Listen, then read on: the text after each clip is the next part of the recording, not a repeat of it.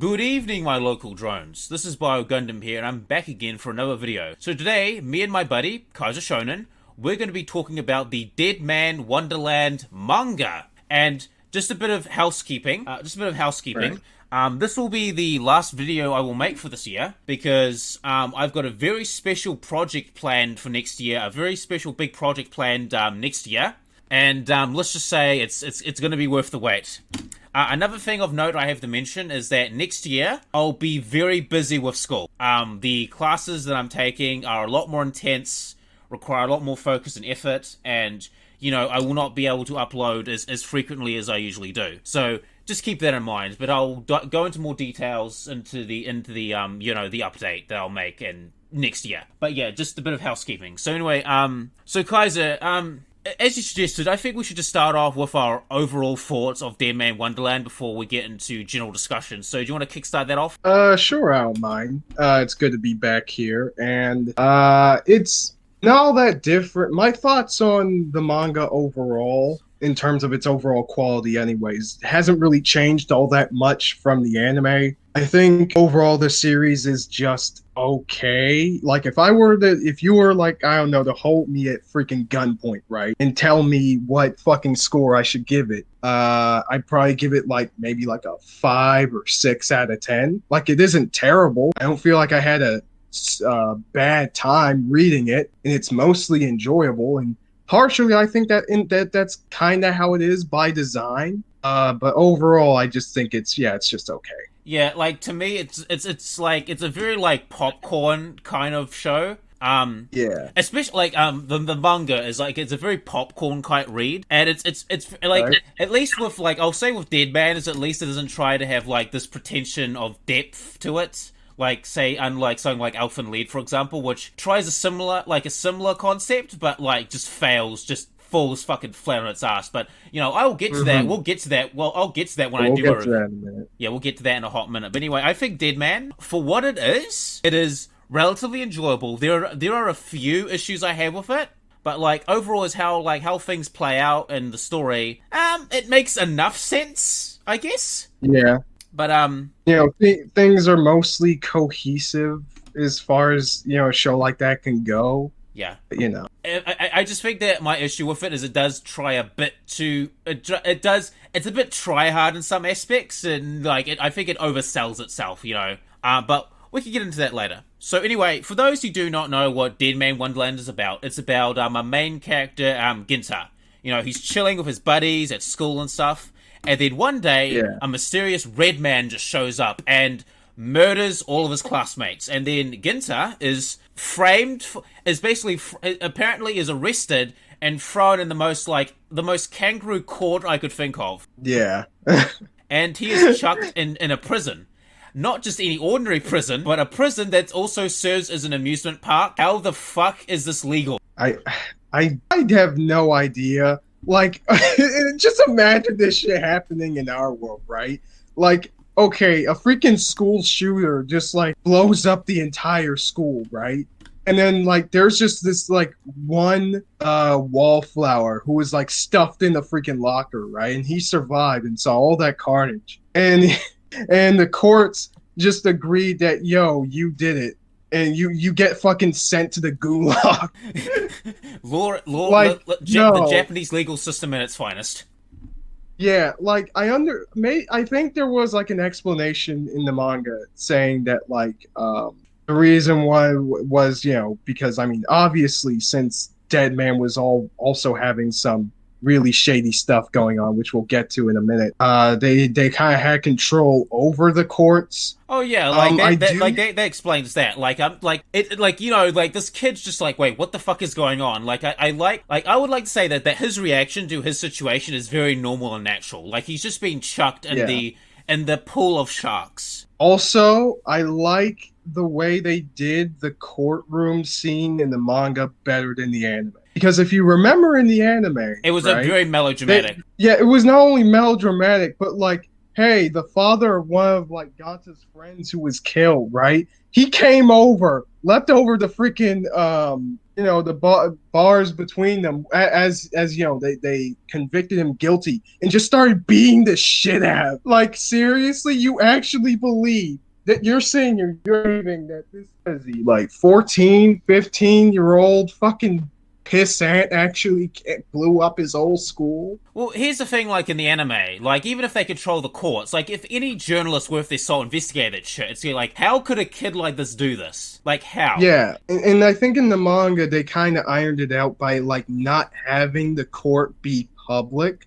I don't think it was, or at least it didn't seem that way. No, it wasn't public. It didn't seem public. Yeah, so at the very least, it's a lot more cohesive and gives you a better subliminal idea of what's going on. It's like, hey, this shit is rigged. Yeah, obviously. it sets up a tension of like, well, he's being set up, and it kind of like it gives you like in the anime, it's like very edgy and melodramatic, but in the manga, it sets up a tension of like, okay, he's been set up, he's been framed. Who's doing this? Like, who is pulling the strings? And our main character Ginta basically gets chucked into a prison that also a private prison. We should actually mention it's a private prison as well, and he gets and it also doubles as an amusement park. Go see go take the kids and go see the pedophiles, the rapists, the serial killers. Wholesome family fun. Yeah, fun for the whole family. Like I swear to God, if they do this shit if Disney decides to do shit like this in like, I don't know, maybe like 30, 20 years or so, I'm not going to be surprised. They've pretty much done worse for less. Yeah, we'll talk about the fun that goes on in Deadman Wonderland later on about the amusement park rides. But anyway, so Ginta, he's trying to survive in prison and stuff. And eventually he comes across a woman named, I do believe her name is Shiro. She's like this albino woman. Yes. And apparently she just immediately latches on to Ginta. And Ginta's just like, do I know you? Like, you get the feeling that she knows Ginta. Yeah. Or she is familiar with him. And, Ginta, as he's trapped in prison, he's trying to make friends. And he's trying to track down this red man. And apparently he finds out that this red man is actually lives in this prison. He actually lives in the prison, but in a special cell block. Yes. And and also he found out that like, hey, of course, since it's a show in anime, it has to have like superpowers involved, right? So the superpower that Ginta has is being able to shoot his blood like a bullet, basically. Yeah, he's like so basically, Ginta, I do believe his name. Yeah, Ginta. Ginta. Yeah, Ginta. Okay, my bad. Okay, so Ginta, he is what is called a dead man. Okay, and apparently so dead men have the ability. They're like bloodbenders to a certain extent. Yes. And his particular blood power is to shoot out crystallize his blood and shoot it out as bullets. Yes. And a very special thing about Ginta is that he usually has a crystal that's been lodged in his chest by the red man. Yeah, like at the beginning of the story, and that's basically where the plot goes from there. Lots of dark secrets, lots of fighting, lots of edgy bullshit, and that's pretty much the show in a nutshell. Yeah, and I'm just like sitting back with the popcorn. So we're not going to go like too much into spoilers. Like we will spoil some stuff, but we're just going to go from just general discussion and stuff. So, what did you think about the story and how it progressed in the manga? Like, because my feeling on the progression is I feel like they should have spent more on like the gritty prison life, I think, and like the more survival aspects before they like chucked us into the deep end. Yeah, because like the first, because like in like the first 10 chapters we were focusing on, hey, here's the freaking ride, not really ride, but there are these events that the prisoners have to go through in order to like entertain the guests, and like, they need to survive these things in order to get fucking points, or enough points to get special candies, right, that they have in the prison. And if they eat these candies within like 3 days, they can avoid being killed by the collars around their necks and shit. Yeah, because I feel like that there could have been other ways to utilize that in order to kind of set things up Overall, it doesn't really serve too much as a consequence for the story, Yeah, and anyways. that's But the I'm just problem. saying, Like that's the problem. Like why? after, like that's Yeah, the like why introduce that element if you're not going to like at least do a little bit more with yeah, it? like it only comes up like once or twice, but after that, like it never comes up again. Yeah. And like I just find like I think it's like a really cool concept. You know, it gives him kind of like a ticking time aspect. You know, he has to like I would have liked it if like the first 50 chapters was just him, you know, trying to survive and like work his way up. And because I just feel like the plot progression in this is a bit too fast. Like I think it needs some padding out. You know, flesh out the Oh prison. yeah, like the whole manga is like around 60 chapters. So this wasn't like, a really long read or anything like that.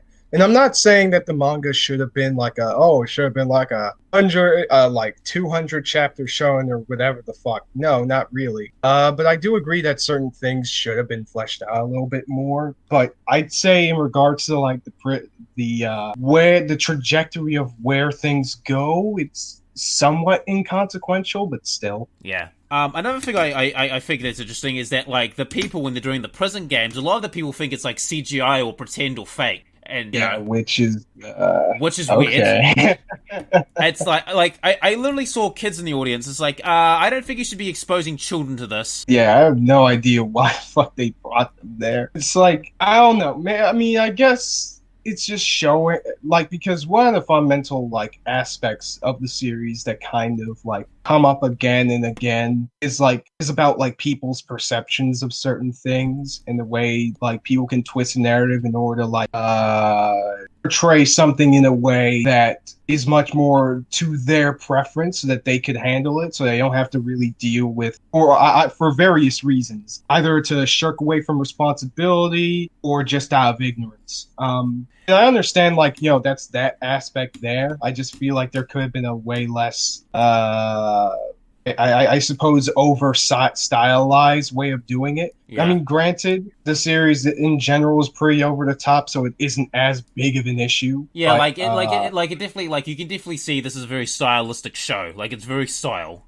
yes, and legitimately, the style isn't too bad. I really I like the actually art. like some of the character designs. I think they're really cool, like Crow, Mockingbird. I find the Deadman like I just find like the design of their powers very interesting. It kind of reminds me of like Kagane from Tokyo Ghoul in a sense. You know, these weird like blood muscle things. Oh yeah, I definitely get that, especially like later on and how they look. Yeah, you definitely like. A part of me is like thinking, it's like, oh, did Ishida like read Deadman? And he's just like, oh, this is a really interesting concept. Yeah, I mean, I wouldn't really doubt it, honestly. Well, it's just the stylistic choices of like there's like aspects of the style that I'm just like I have a sneaky suspicion that maybe Ishida got his inspiration from Deadman. I mean, I don't think he's ever said that, but like it could be that he got some of his inspiration for that from Deadman. Yeah, who knows? I mean, like Edgefest, like these starring, characters who can control their blood or some bullshit, was kind of a relatively common thing in the early 2000s, which is when the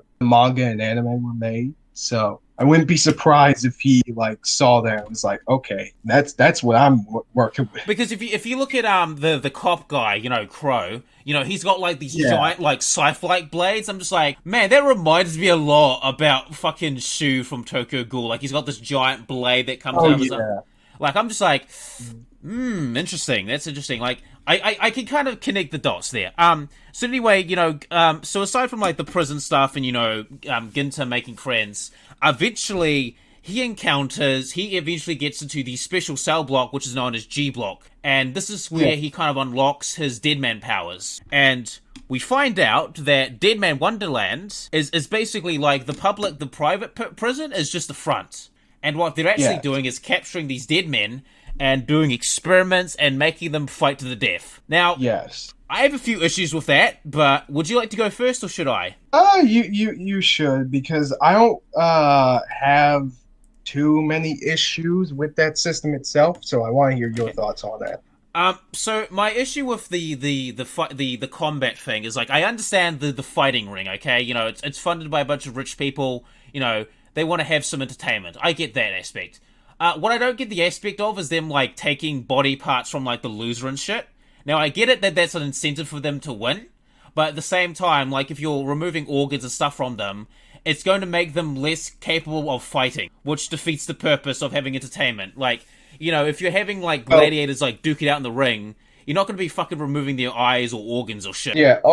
Keep in mind, the purpose of the fights isn't just for entertainment, but it's also to see, basically the capabilities of the fighters and what they're actually capable of when fighting and using their abilities and stuff. Oh, that's true and stuff. I just find it impractical. Like, if you're going to use these people for experiments, like, wouldn't it be better to, like, just have them as a whole, not in pieces? I mean, I suppose it's... Well, granted, given what they were planning to do with those pieces later on, I understand why they're doing it. You know, they're basically taking parts of them in order to fuse and understand various aspects of, like, the Deadman gene or whatever the fuck. I know, but if these guys are, like, fighting to the death or they kill each other, why not just use those corpses? Yeah, I understand. I agree. Wouldn't that be far more practical? I mean, yeah, I'd say so. I mean, because, like, you know, you're spending money to feed and clothe these people. Like, if you're going to make them fight in a death tournament, like, just have the loser be donated to science. Far more practical. One less mouth to feed, and you get, like, a whole body to play with. Yeah, I suppose. And especially since, like, hey, at any point, like, they could just, like, fucking reuse them in order to fight again. Yeah, like, I just find it weird. Like, if you're taking body parts from these people, you're going to make them less efficient to fight. Now, obviously, there's some organs that, like, you know, you can keep on fighting without them, okay? But, you know, if you're, like, lost an eye or an arm, like, how the fuck are you going to fight? Yeah. Effectively. Most of the time, this isn't able to happen. What I want to ask you is, so what do you think of the characters overall and the way they progressed? How do you think about that? I think it was alright. I do find a bit of, like, the total whiplash is, like, when Ginter's trying to do something good and, like, they end up, like, hating him for it, and then they realize they're just being cowards. Like, I like the progression. I just feel that there's a bit too much dead time at times. No pun not intended. Make it dramatic, like, oh, Ginter's a traitor. Fuck Ginter. I mean, to an extent, I understand why that happened at that point in the manga, because from what I can remember, they were fighting these experimented on Deadman. Yep. And, you know, one of them happens to be a chick that Gonta knew. Yes. And, like, he was like, whoa, what the fuck is going on here? And, you know, shit hit the fan. I would have liked it more if they were a little bit more understanding about it, but I understand why they saw him as a traitor. And technically speaking, that whole plotline didn't last super long anyways. Yeah, like, I get it. Like, I get it why, but at the same time, like, it's very melodramatic. Like, you know, he's depressed and he gets beaten up again and stuff. It's like, because obviously, you know, Ginter's, like, going for these tournaments and stuff like that. We should actually talk about how in the prison itself, like, these Deadman, you know, they are trying to break out and, like, release the information of what's actually going on, because the general public do not know about Deadman. Yes. They don't know about any of the fuck shit that's going on in the prison at all. And, you know, you have a couple of people who are doing a resistance group in a prison and, like, to break out and, like, seek freedom and shit. And I thought that was also interesting as well, because it kind of showcases that, like, you know, you've got a bunch of people with superpowers and, like, criminals and shit. Like, they're not gonna fucking just stay here if they can help it. Like, they're gonna try to find a way to break out. Of course. Especially since quite a few of them have literally been, like, dragged into here by Kangaroo Court. Basically, yeah. In regards to the characters generally, from my standpoint anyways, as you said, most of them are fine, passable. There are moments where I feel like their backstories being dumped. I mean, granted, this is more like the side characters' problem. But, like, you know, in regards to how their backstories were portrayed and dumped on us, they were just kind of iffy. Most of them are pretty one-dimensional. Yeah, like, you know, I think the only one I liked was the cop one. I thought the cop's backstory was good. The other ones, I thought the gay guy's one was a bit too much. Yeah, like, the thing is that I wouldn't necessarily have an issue with that if they were at least overall a bit more enjoyable to watch. Like, if the chemistry and dialogue were actually, like, better than slightly above average, but overall they're harmless enough. Yeah. The villains tend to be pretty, you know, different brands of crazy, which makes sense given the setting anyways. Yeah, it's basically Brain Dead and Cuckoo Land.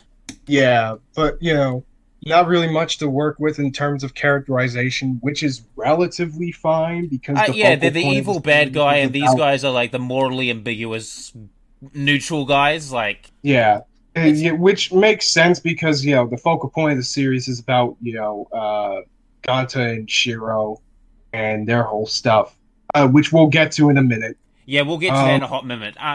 What did you think about like the director, the guy who sort of framed Ginter for like all this shit, and like? Oh yeah, that dude. I like my impression of him is that he's basically like a man child. Yeah, like he's like a man child with like an incredibly high IQ.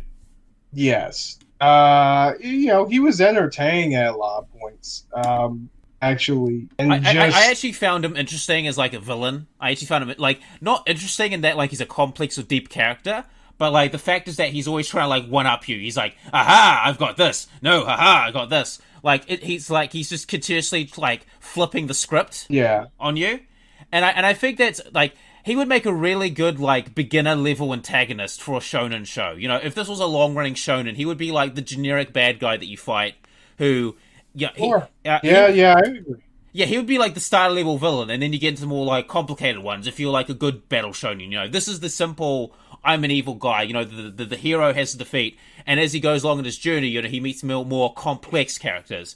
Like, this is what the director kind of reminds me of. He's that type of character. And he's fairly entertaining, and I think he has decent enough presence, and you do feel that he is kind of intimidating at times. And the direction that you kind of suggested for him in regards to that's technically what they did, because for the most part, he was there to like be the initial threat until like at the very last like third of the story where things really start going, where we find out the secrets about what Deadman Wonderland is, who the Red Man is, and all that other shit. Yeah, like this guy is.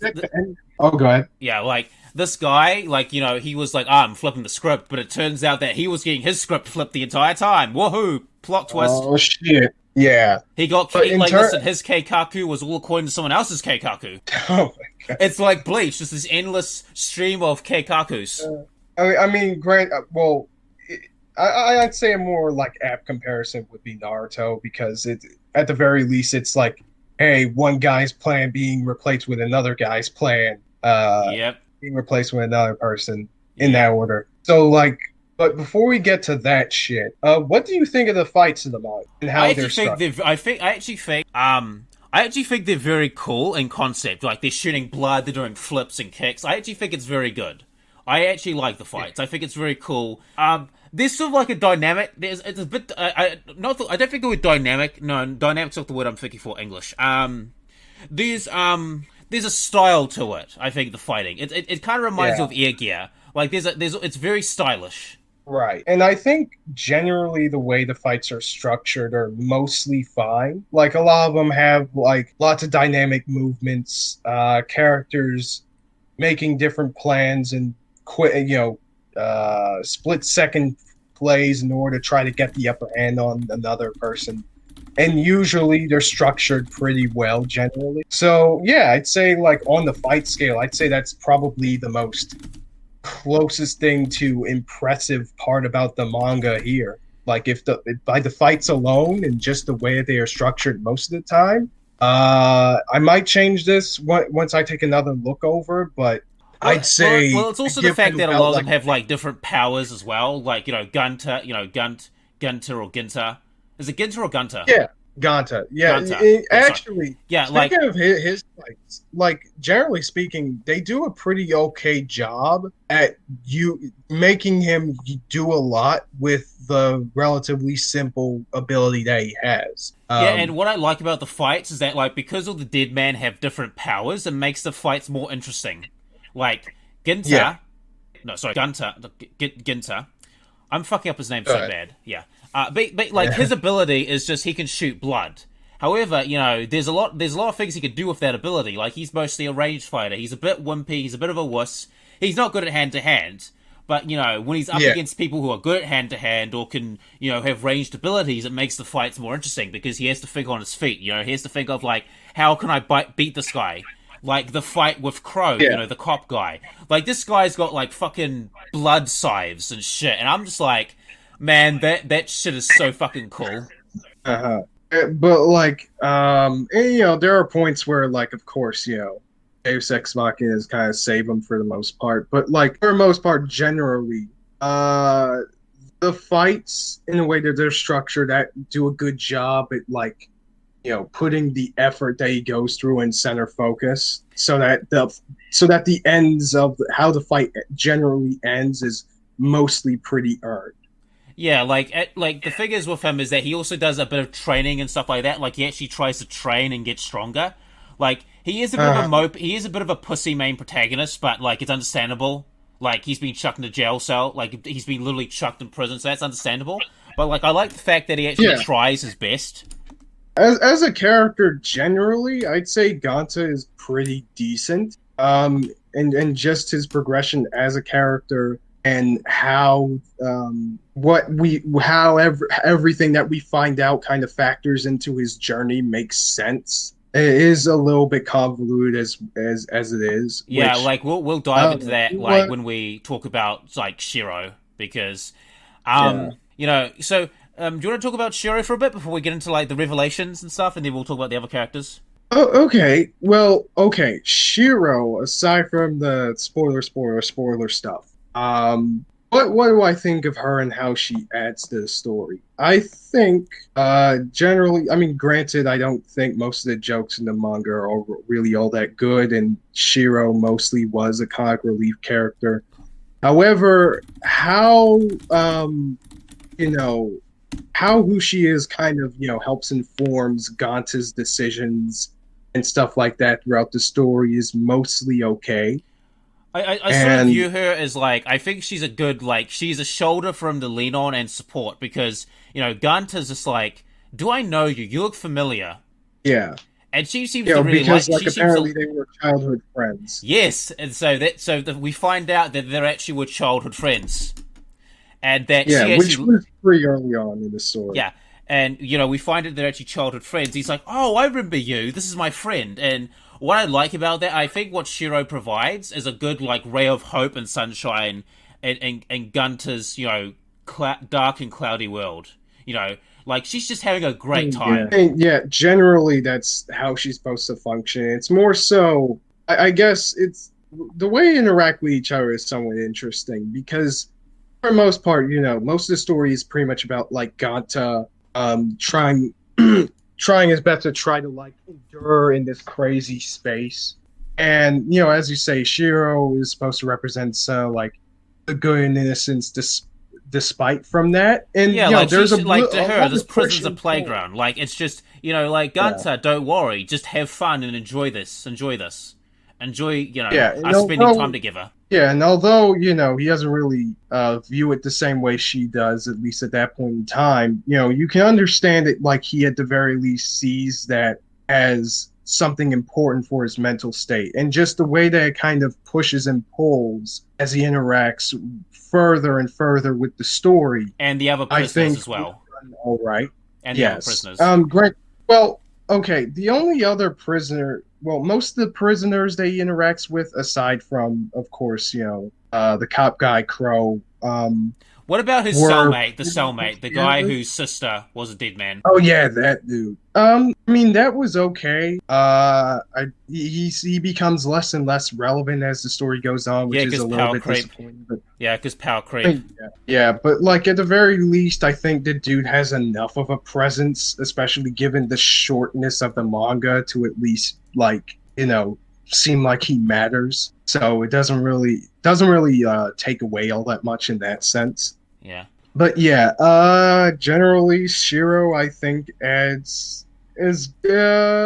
she mostly adds pretty well to the story, I think. Yeah, and they have a nice they have a nice dynamic that develops this like more, because it's kind of like oh, childhood friends to like something special. But so should we go into the bit of the spoilers about Shiro and how Gunter is connected to this all? Yeah, so most people probably guessed this, especially if they've seen the anime. But, fucking spoiler alert, Shiro is the red man. What a shocker, right? Dun, dun, dun! Yeah, which, in terms of the way that it was utilized in the narrative, what do you think about that? I like the idea. The execution, mixed bag. Like, I get I get what they're trying to do, but I think, you know, like, it was this massive, like, but, like, it's complicated because it's, like, she didn't, like, do it maliciously. It was almost like, it's complicated. Like, I think we should, like, just pause that for a second and go a bit more into their backstory. So, we find out that Deadman Wonderland, the actual prison, okay, it was actually, Gunter's mother actually worked there and she was doing experiments. Yes. And we find out that apparently Gunter, he was originally going to be experimented on. Yeah. And Shiro was his replacement. Yeah, because basically at that point in time, like, Gunter's mother was, like, completely into her job as, like, experimenting on stuff. But, you know, as soon as, like, she had a child, she kind of just changed her mind, at least in regards to using Gunter as a guinea pig. Which, you know, I mean... I just want to imagine how that would be interpreted in today's times, but you know that's a different subject. Yeah, that's a different subject. I actually like it. Like she's this businesswoman. She's like all business and stuff, and she's like, you know, oh well, it's like, oh, we can't find a human experiments. I'll just make one. Like she's so clinical and detached, and then when she's holding him in her arms, and she's just like, oh, I can't do this. I can't do this. I can't do this. It's like, you know, she realizes it's like she can't do this. And so she decides to basically get Shiro instead. She basically adopts Shiro. And that is how Shiro and Gunter met for the first time. They were kind of raised together and they were childhood friends. Yeah. And, you know, we get several flashbacks about that throughout the story. So going further into the flashback, apparently... they were experimenting kind of with like nanomachines or some shit. And somehow the experiments gotten to a point where, hey, Shiro's cells fucking mutated and shit to a point where she was able to, where she basically became the mother of all dead men, right? Yep. And, you know, kind of like breezing through the backstory. Basically, you know, another thing that they always reference throughout the story was a great cataclysm that happened in Japan, like a giant big earthquake. Yes, which of course, as you can imagine, it was Shiro's fault. You know, as her powers grew and as her abilities grew, she kind of went crazy, and because of the rampant use of her branch of sin, you know, that's basically what they call the dead man's powers. Basically. Crystallized versions of her cells kind of infected various other people so that they kind of mutated and gained the branch of sin themselves. Yeah, they became dead men themselves. Yes. And like I love the realization when Ginter realizes that like Deadman Wonderland was actually once his home once upon a time. And that actually, he was supposed to be Shiro. Like, that was supposed to be him. And, like, the reason why he didn't remember Shiro at the beginning of the story was because he knew that, once he knew that Shiro was killing people and she caused all this destruction as a kid, as a defense mechanism, he just forcibly forgot, just out of post-traumatic stress. However, she never forgot him. Yeah. And due to like all the experiments she has, she's a bit loopy as well. And it's like, you know, I'm reading that we see the flashback of where she finds out where Ginter is and she wants to see him, but she sees him happy and stuff. And she feels jealous and enraged. Like she feels betrayed. Yeah. And I love it how both of them feel like they betrayed the other. Like Ginter feels remorse, like he feels remorse and he feels like he betrayed Shiro. Because he was supposed to be her. Like, she could have had a normal life. But, you know, his mother decided to take... Like, his mother decided that, like, no, I can't experiment on my child because, you know, realized what she was doing.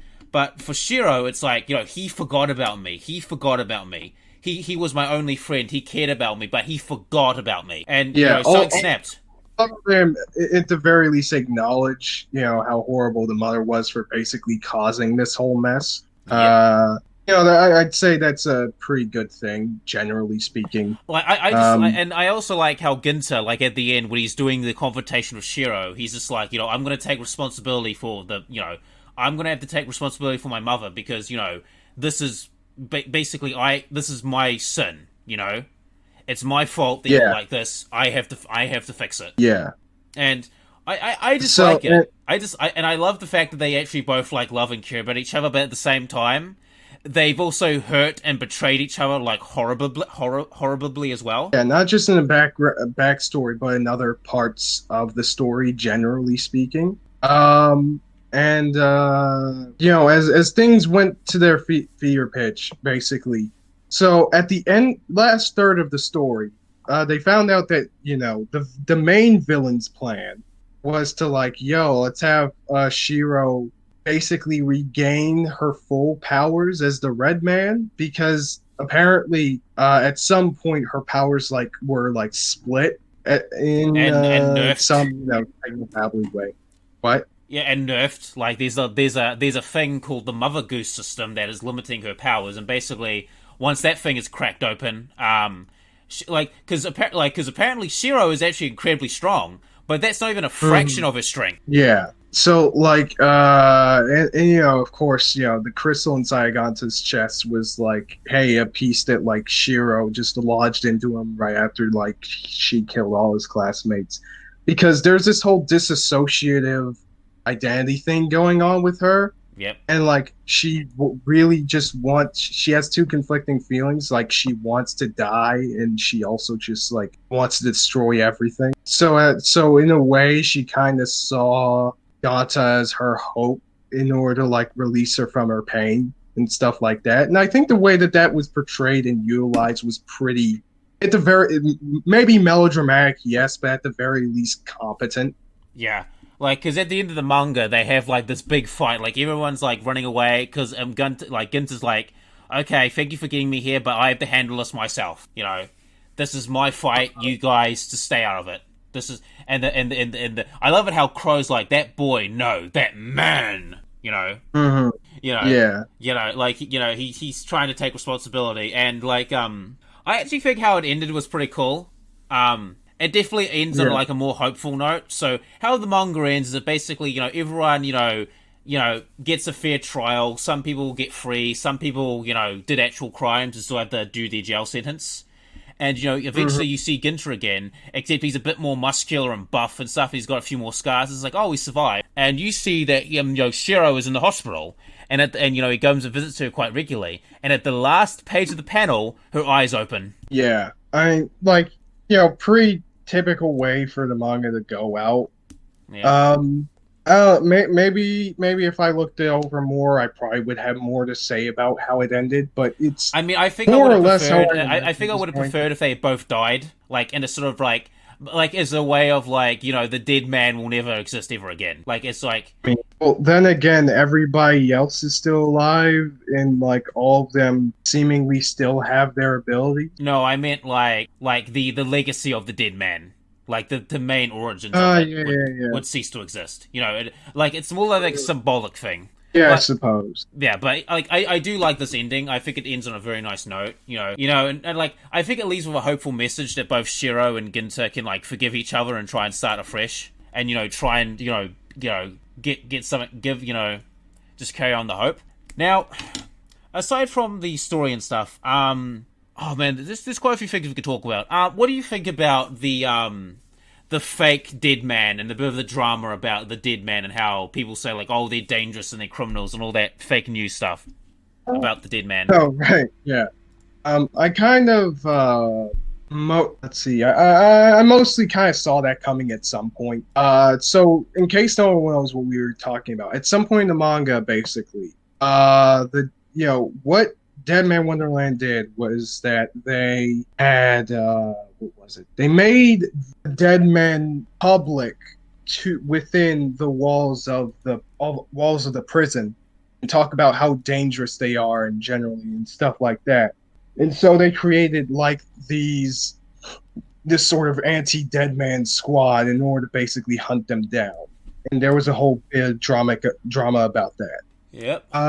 Regards to what I think about that and how that was used, mostly it was kind of used to create more antagonists in order for Anta and the other main characters to fight them, and also to further the plot of the story and put Gonta through the ringer again, because just when he thought he was like getting his footing in the prison and stuff like that, they just pulled the rug out from under him.